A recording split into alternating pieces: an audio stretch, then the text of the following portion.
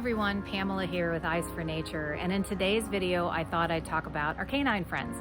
And as so many of you do, I do get questions asked about what I see in my dog clients. And so again, what I always say is the same types of energy imbalances that I get in my human clients. But I thought I'd go through a few examples for you to give you some idea. Some of the imbalances that I see are things like, again, misaligned meridians. I have seen pathogens, energy of pathogens left over from previous, again, parasite or fungal infections or mold infections and the like. Again, our dogs are exposed to the same types of things that we are in our household, environmental toxins, building material toxins and the like. I see dehydration come up occasionally for dogs, and that may or may not be triggered by another imbalance. It may not so much be about the quality of the water that they're getting, or that we're not giving them the highest quality water, but that actually they're not able to utilize the water that they are getting. So I can go in and rectify some of those energy imbalances as well. The other thing that I want to bring up that I think is really important that we don't necessarily realize is the absorption of emotions from their owners.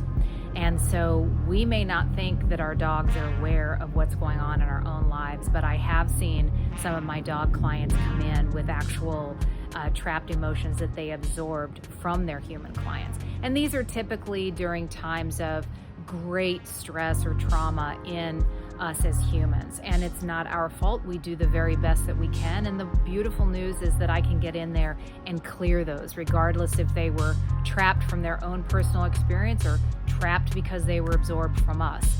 So regardless, it does have an energetic impact on them that we can clear.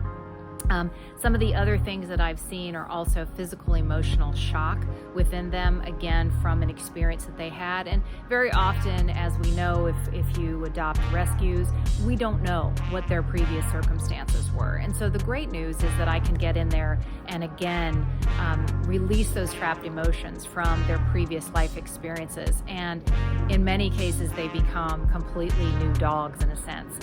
They don't lose their personalities, of course, but they do lose a sense of kind of longing. They lose fears that they had previously.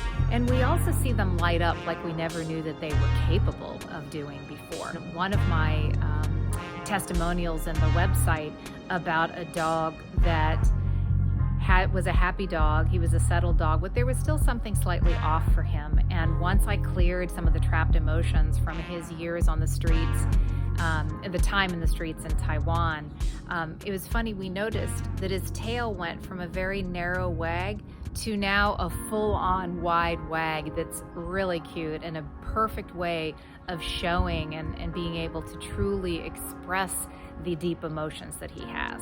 And so the ways that these imbalances can manifest are, again, manifold, as I've said in other videos about other animals and even about my human clients.